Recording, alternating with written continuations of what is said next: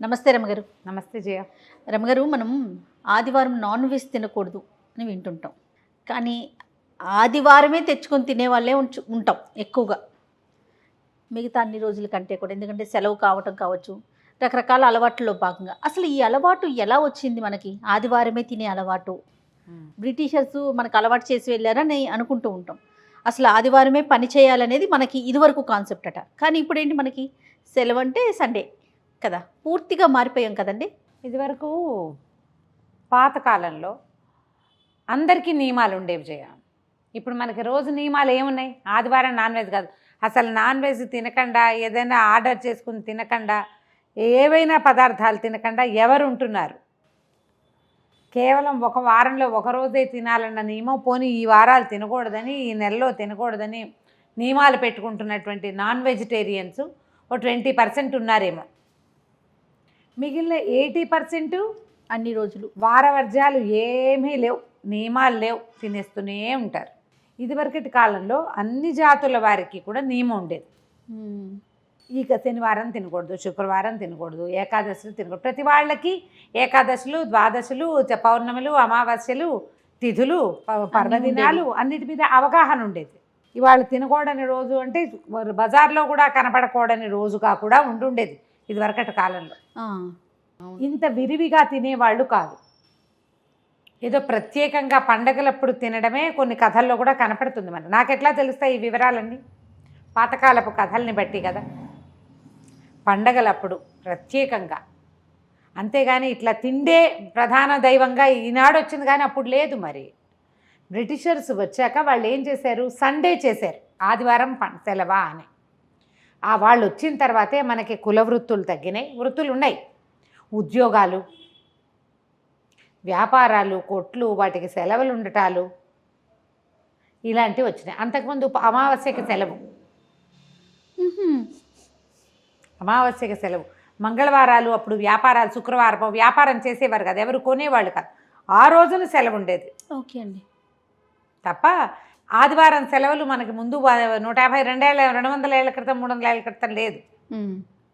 విపణి తెరిచే ఉండేది. అమావాస్య నాడే కొనుబళ్ళు ఉండేవి కాదు. వీళ్ళు వ్యాపారాలు చేసుకోవడానికి అప్పుడు వెళ్ళిపోయేవాళ్ళు. అదేలేండి. ఎవరి పద్ధతి వాళ్ళదిగా ఉండేది. బ్రిటిషర్స్ వచ్చాక ఎట్లా వచ్చింది? మనకి ఉద్యోగాలు వచ్చినాయి. అయితే మనకి పూర్వకాలం ఏం చేసేవాళ్ళు అంటే అధ్యయనాలు ఉండేవి. ఎలా అధ్యయనాలు? గురుకుల పాఠశాలలు, గురుకులాలు ఉండేవి. ఈ గురుకులాల్లో ఆదివారం నాడు సూర్యారాధన చేసేవాళ్ళు. మనకి ఆదివారం అంటే రవివారము కదా దాని పేరు, సూర్యుడి యొక్క రోజు. ఈవెన్ ఇంగ్లీష్లో కూడా సండేనే అది, అంతే, సూర్యుడి రోజే. వాళ్ళ పేరు కూడా ఇలాగే పెట్టుకున్నారు. అయితే ఏం చేసేవాళ్ళు? ఈ అధ్యయనం రోజున స్త్రీ తైల మధుమాంసాని వ్యర్జయేత్ అని చెప్పేవాళ్ళు. స్త్రీ అంటే బ్రహ్మచర్యం ఉండాలి, మధువు, మాంసము, తైలము, నూనె తినకూడదు, మధువు లాంటివి ఏవి తాగకూడదు, మాంసాన్ని వర్జించాలి. ఆదివారం నాడు సూర్యారాధన తప్పకుండా చేసేవాళ్ళు. సూర్యుడికి అర్ఘ్యం ఇవ్వటం, తర్పణాలు విడిచే పని కూడా ఆదివారాలు చేసేవాళ్ళు. సూర్యుడి కోసమే హోమం చేసేవారు. ఆ రోజున సూర్యారాధనలో భాగంగా బ్రహ్మచర్యం పాటించేవాళ్ళు గృహస్థులైన వాళ్ళు. విద్యార్థులైన వాళ్ళు తైలం తినకూడదు, మాంసం తినకూడదు, మధువు అవి తాగకూడదు, మామూలు వివాహాలు కాని వాళ్ళు ఈ నియమాన్ని పాటించేవాళ్ళు. ఇలా నియమపాలన అనేది ఒక ఖచ్చితంగా ఉండేది. వీళ్ళు ఇది సెలవు ఆదివారానికి అప్పుడు ఏమంత మెల్లిగా గురుకుల పాఠశాలలు ఓ పక్కకు పోయి ఇంగ్లీషుగా బళ్ళు మొదలైనాయి, పాఠశాలలు మొదలైనాయి. అంతకుముందు కూడా వెళ్తే ఒంట్లు అవి నేర్పించేవాళ్ళు. తెలుగు బళ్ళల్లో బడి ఉండేది, ఏకోపాధ్యాయ పాఠశాలలు ఉండేవి. వాటన్నిటి కూడా సండే హాలిడే చేశారు. సండే హాలిడే సర్కల్ మరి సెలవు రోజునే కదా పిల్లలు తలంట్లు పోసుకుంటారు. ఆదివారం తలంట్లు ముందు కాలంలో లేదు, స్కూల్లో వచ్చాకే తలంట్లు. అసలు ఆదివారం నెత్తికి నూనె రాసుకోకూడదు. మనం నూనె తినేవాళ్ళం కాదు, మన ముత్తాతలు తినేవాళ్ళు కాదు, నూనె రాసుకునేవాళ్ళు కాదు జయ. ఆదివారం మనం ఆదివారమే తలంటి పోసుకోవడం మనకు తెలుసు. మరి ఎందుకంటే వారం అంతా బడి ఉంటుంది, ఆదివారం నాడు వెసులుబాటు ఉంటుంది. మరి వాళ్ళు ఎప్పుడు సెలవు తీసుకునేవారంటారు రమ్మగారు? మనం ఉందా? వాళ్ళకి బళ్ళకి సెలవులు అనధ్యయనం ఉండేది. నెలలో అమావాస్య నాడు చదువుకోకూడదు, పౌర్ణమి నాడు పౌర్ణమి నాడు పూజ ఉండేది, అధ్యయనం ఉండేది కాదు. అమావాస్య నాడు ఖచ్చితంగా అనధ్యయనమే, ఆ రోజున చదువు లేదు. పాఠశాలలు ఉండేవి కాదు. ఇప్పుడు కూడా వేద పాఠశాలలో అనధ్యయనము అని చెప్తారు ఖచ్చితంగా. అధ్యయనం ఉండదు. పౌర్ణమి ఘడియలు ఉన్నంత వరకు, అది అమావాస్య ఘడియలు ఉన్నంత వరకు అధ్యయనం ఉండదు. ఇట్లా తీసుకునేవాళ్ళు. గ్రహణ వేళలు అవి అధ్యయనం ఉండదు. సంధికాలాలు ఏవో లెక్క గుర్తులు పెట్టేవారు. ఇప్పుడు అనధ్యయనము అని రాయబడి ఉండేది. అప్పుడు ఇంకా చదువు ఉండేది కాదు. పిల్లలు రోజు చదువుకునేవాళ్ళు. ఆదివారాలు లేవు, శనివారాలు లేవు. వేద పాఠశాలలు ఉంటే మా వాళ్ళది ఏం లేదు, అది నడుస్తూనే ఉంటాయి. అనధ్యయన కాలంలో పండగలప్పుడు, సంక్రమణాలప్పుడు అప్పుడు అనధ్యయనం ఉంటుంది. అంటే అధ్యయనము లేకపోవటం. అది అప్పుడు పద్ధతి. అది ఇక మిగతా చేతి వృత్తుల వాళ్ళు కూడా, వృత్తుల వాళ్ళు కూడా వాళ్ళును ఏకాదశులు, ద్వాదశులు, తర్వాత పౌర్ణములు, తర్వాత అమావాస్యలు పనులు చేసేవాళ్ళు కాదు. అది ఈ చెరుకు చెట్ల వడ్రంగులు, కమ్మరి పని చేసేవాళ్ళు, చెట్ల కొమ్మలు అవి తెచ్చుకునేవాళ్ళు. ఈ రోజున వెళ్ళకూడదు అని నియమం ఉండేది వాళ్ళకి.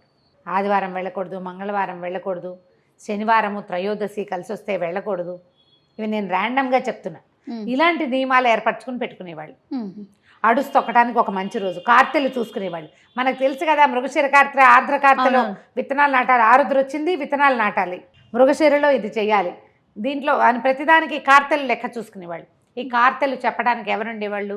ఊళ్ళల్లో పెద్దవాళ్ళు, పురోహితులు. ఊరి పురోహితుడు అంటే మన ఇంటి దేవుడు అనమాట, చిన్న దేవుడు. ఈ మంచి రోజులు అవి చెప్పడం కోసమే ఊరి జనమంతా పురోహితుడిని పోషించుకునేవారు. పూజారి గారు చెప్పేవాళ్ళు. దేవాలయాలంటే దేవాలయపు పూజారి మంచి రోజులు, పిల్లల్ని దింపడానికి మంచి రోజు, మరి వీళ్ళు విత్తనాలు పెట్టడానికి, పాదులు పెట్టేందుకు కూడా మంచి రోజు చేయ, పొలంలో నాగలు పెట్టడానికి మంచి రోజు. నీకు నాకు టైమింగ్స్ కుదిరి మనం షూటింగ్ పెట్టుకున్నట్టు కాదు. ప్రయాణాలకి కూడా ఆనందాది యోగాలు. ఊరెళ్ళాలి, పిల్లని దింపాలి, లేదా ఊరెళ్ళాలి, సరుకులు తెచ్చుకోవడానికి ఒక పద్ధతి. కొత్త కుండ మొదలు పెట్టుకోవడానికి కూడా ఒక రోజు ఉండేది. నీకు తెలుసా, అసలు జనాలు నమ్మరు, కొత్త బట్టలు కట్టించడానికి ముహూర్తం పెట్టించుకునేవాళ్ళు.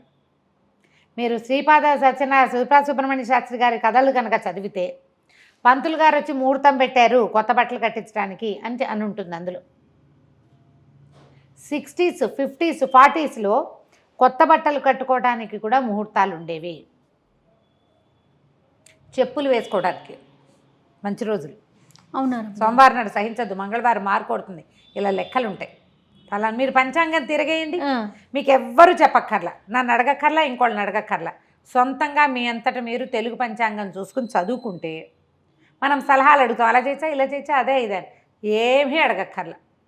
తాపీగా దాని మీద కూర్చొని పెద్దవాళ్ళ శిక్ష చదివించేవాళ్ళు ఇదివరకు కదా. పెద్దవాళ్ళ శిక్షలో ఈ వివరాలన్నీ ఉంటాయి. పెద్దవాళ్ళ శిక్ష చదువుకున్నారంటే వాళ్ళకి 4 తెలుసు అన్నమాట. ఆ 4 ఆదివారము మాంసం తినకూడదు అని ఖచ్చితమైన నియమం ఉంది. మన అధ్యయనాన్ని పాడు చేశారు బ్రిటిషర్స్ వచ్చి. వాళ్ళు అనకూడదు, మనం కూడా చెడగొట్టుకున్నాం. శనివారాలు లేవు, ఆదివారాలు లేవు, అది దానివల్ల ఏమైంది, ఏం సాధించాం, మనం బలాన్ని ఏమైనా సాధించామా? ఒక్కొక్కరు చెప్తారు డాక్టర్ నాన్ వెజ్ తినమన్నారు బలం పట్టడానికి, అందుకని మేము రోజు తింటాం, మాకు వార నియమం లేదు. మనకు ఓ పుంఖాలుగా ప్రశ్నలు వస్తాయి. పొద్దున్న నాన్ వెజ్ తిని సాయంత్రం గుడికి వెళ్ళొచ్చా? మీకు అంత శంక ఉంటే మీరు ఎందుకు మానేయరు? గుడికి వెళ్ళదలుచుకుంటే పొద్దున్న మానేసుకోవచ్చు కదా. అనుమానం, ఇప్పుడు నాతో అవుననిపించుకుని చేయాలని చూస్తారు. మేము తింటాము, మేము గుడికి వెళ్తాం, మాకేం పర్వాలేదు, మేము కావాలంటే ఫలానా వారెవరో మాకు చెప్పారు అని చెప్పడానికి. నీకు ఒక శంక భయము ఉన్నాయి లోపల. నీ శంకని, నీ భయాన్ని నువ్వు నివృత్తి చేసుకో. అడిగి కాదు, నువ్వు డిసైడ్ చేసుకోవాలి. రెండిట్లో ఒకటి మానేయండి, అయిపోతుంది కదా. అది అయితే అదో ఇదో. అక్కడి నుంచి నాన్ వెజ్ తింటే దీపం పెట్టుకోవచ్చా? నాన్ వెజ్ తింటే అదేదో చేయొచ్చా? మీకు దాని మీద శంక ఉన్నప్పుడు మానేయచ్చుగా. మానరు. ఎవరో ఒకళ్ళతో దానికి ఆమోద ముద్ర, ఒక రాజముద్ర వేయించుకోవాలని చూస్తాం. అంతే. మన తప్పుని సరి చేసుకోవడానికి. మీకు తప్పన్న శంక ఉండబట్టే కదా ప్రశ్న ఎప్పుడు వస్తుంది జయ? అంతేగా, అనుమానం ఉన్నప్పుడే, భయం ఉన్నప్పుడు, శంక భయాలు ఉన్నప్పుడు మానుకుంటే సరిపోతుంది. దీని మీద ఇంత డిస్కస్ చేయక్కర్లేదు. కానీ ఆదివారము నూనె, నాన్ వెజ్, తర్వాత ఏమో ఇతరత్ర మందు లాంటి వ్యసనాలు ఉన్నవాళ్ళు, తర్వాత ఏకపత్ని వ్రతం, మన బ్రహ్మచర్యము పాటిస్తే ఒక కొద్ది వారాలు చేసి చూడండి. ఇందులో కొన్నైనా మీ ఆరోగ్యంలో కానీ, మీ ప్రవృత్తిలో కానీ, మీకు వృత్తిలో కానీ, వ్యాపారాల్లో కానీ ఏదైనా తేడా కనపడింది అనుకో, పాత పద్ధతే కరెక్ట్ అని మీకే అర్థమవుతుంది. నియమాలు పెట్టుకుంటాం కదా జయ, మనం అందరూ పెట్టుకుంటాం. అవునండి. శనివారం నియమం, శుక్రవారం నియమం, గురువారం నియమం, వారం గుడికి వెళ్ళాలి, రోజు దేవుడికి దండం పెట్టుకోవాలి, ఇట్లా నియమాలు ఉంటాయి. నేను చెప్తా ప్రతిసారి పెద్ద పెద్ద నియమం పెట్టుకోవద్దు, చిన్న పాటించలేనివి పెట్టుకుని దానికోసం పాకులాడకండి. మన జీవితానికి మన బుద్ధికి నియమం కావాలి. కొన్ని ఆదివారాలు పూర్తిగా నాన్ వెజ్ని తీసేయండి జీవితంలో నుంచి. ఈ ఆదివార నియమం వల్ల నేను నాన్ వెజ్ తిన్నోని అదేదో సినిమాలలాగా అర్ధరాత్రి అయ్యాక తినకూడదమ్మా. వారానికి కాదు, నీకు కదా నియమం. 12 అయ్యాక తినచ్చా? ఏమంత చచ్చిపోతామా తినకపోతే? ఒకరోజు మర్నాడు తినకూడదు. అర్ధరాత్రి 12 అయ్యేదాకా మెలుకుకోండి, అప్పుడు తినాలా? ఇంకెందుకు మనకు వార నియమం? అనవసరం కదా. మరి ఆగలేమా అంతా? ఎందుకు ఆగలేకపోతారు? పోనీ నియమం పెట్టుకోవడం, అప్పుడు వదిలేయచ్చుగా హాయిగా. గొడవ లేదు, శుక్రవారం లేదు, ఆ మాట లేదు. అవి ఇప్పుడు లేటెస్ట్ జనరేషన్కి నేర్పించటం కదా. అవునా కాదా? ఎందుకు ఆ పని చేయాలి? మనకి తెల్లవారితే కదా రాత్రి బారేది, తెల్లారితే. ఈ 12 అయితే రోజు మారిపోయిందని ఇంగ్లీష్ వాళ్ళ నియమాన్ని, ఇంగ్లీష్ వాళ్ళ ఉద్దేశాన్ని మన శనివార భగవంతుడి నియమంలోకి ఎందుకు కలుపుతాం మనం? శనివారం ఎందుకుంటాం? వెంకటేశ్వర స్వామి వారి కోసం కాదు. అవును, తెల్లారితే కదమ్మా ఆదివారం. ఈ వాక్యం వాడుతూ ఉంటాం, ఈ పదం తెల్లారితే ఆదివారం. తెల్లారకుండానే ఆదివారం ఎలా నియమం పెట్టుకుంటాం మనం? ఎలా మన నియమంలోకి ఆదివారాన్ని ఎలా చూపిస్తాము? ఇది చెయ్యొద్దు. ఇట్లా నియమం అంటే నియమమే. ప్రయత్నం చేసి చూడండి. ఆయిల్ అసలు వాడొద్దు, నెత్తికి రాసుకోవద్దు, ఆహారంలో వేసుకోవద్దు. దీనికోసం మనం ఏం చేయాలి? బయట వెజిటేరియన్ అయినా తినకూడదు, ఆయిల్స్ వాడతారు కాబట్టి. ఇంట్లో వండిన సాత్విక ఆహారం తీసుకోండి. నేతితో ఏం కూరలు వండుకోగలుగుతాం మనం? అరటికాయ పులుసు కూర, బజ్జీలు అవి చేసుకోలేం. తేలిగ్గా సొరకాయ కూర అలాంటివి చేసుకుంటాం. లైట్ ఫుడ్ తీసుకోండి. కావాలంటే 2 పూట్ల తినచ్చు. చాలా చోట్ల మనకి తూర్పు నాటు వైపు అంతా, తూర్పు అంటే వైజాగ్ ఆ వైపు ఆదివారం నియమాలు ఉంటాయి. రాత్రులు భోంచేయరు వాళ్ళు. ఆ పక్కన అరసవల్లి సూర్యనారాయణ స్వామి దేవాలయం ఉంది కదా, ఆదివారం నియమం చాలా మందికి ఉంటుంది. సూర్యుడి కోసం ఆదివారం రాత్రి తినరు. సూర్యాస్తమయం అయ్యాక ఇంకా నోట్లో వేసుకోరేమి. ఓహో, అంత పెద్దది చేయొద్దు మీరు. జస్ట్ ఆయిల్ మానేసి చూడండి. ఈ 4 ఒక్క 2 పెట్టుకోండి. కానీ అలవాటు అయ్యి చేయగలుగుతున్నాం అనుకో, నెక్స్ట్ ఇంకోటి యాడ్ చేసుకోవచ్చు. దీనివల్ల మనకి ఏం యాడ్ అయిందో చూద్దాం. ఎందుకంటే సూర్యుడు మనకి ఆరోగ్య ప్రదాత, ఐశ్వర్య ప్రదాత, మన ప్రకృతికి రాజు కదా. దీంతో పాటుగా సూర్యుడు గవర్నమెంట్, మనకి జాతకంలో రవి గట్టిగా ఉంటే గవర్నమెంట్ నుంచి మనకు రావాల్సిన డబ్బులు వస్తూ ఉంటాయి. సూర్యుడు కనుక సరిగా, రవి కనుక సరిగా లేకపోతే ఆయన ప్రాబ్లమ్స్లో ఉంటే గవర్నమెంట్ వల్ల సమస్యలు వస్తాయి మనకి. రాజు వల్ల వచ్చే సమస్యలకి రవి కారకుడుగా ఉంటాడు. జ్యోతిష్యం తెలిసిన వాళ్ళకి పెద్ద పెద్ద విషయాలు ఇవి నేను ఊరికే క్యాజువల్గా నాకు తెలిసిన మాట చెప్తున్నా. సూర్యారాధన చేసిన వాళ్ళకి ప్రభుత్వాలతోటి సమస్యలు ఉండవు, వాళ్ళ ఉద్యోగాల్లో వాటిలలో సమస్యలు రావు, ఆరోగ్యానికి మంచిది. ఇలా ప్రయత్నం చేసి చూడండి. ఆదివారం ఏమేమి మానేయాలి అనేది ఆల్రెడీ 4 సార్లు చెప్పాం కదా. ఏవి మానేయగలరో ట్రై చేస్తుండే. ఇది చాదస్తం కాదు, నేను ఎవరిని డైవర్ట్ చేసేందుకు ప్రయత్నం చేయట్లేదు.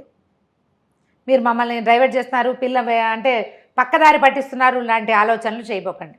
సజావైన దారులు చాలా ఉన్నాయి, అందులో ఒక దారిని వేలుతో చూపిస్తున్నాను అంతే. నేను మిమ్మల్ని తీసుకెళ్ళి అందులో నుంచోబెట్టేంత సత్తా ఎవరికీ లేదు, ఎవరు పెట్టరు అంతే. ఇది ఒక దారి, మనం సరేవడానికి ట్రై చేసి చూద్దాం. తప్పకుండా అండి, తప్పకుండా. నమస్తే. నమస్తే.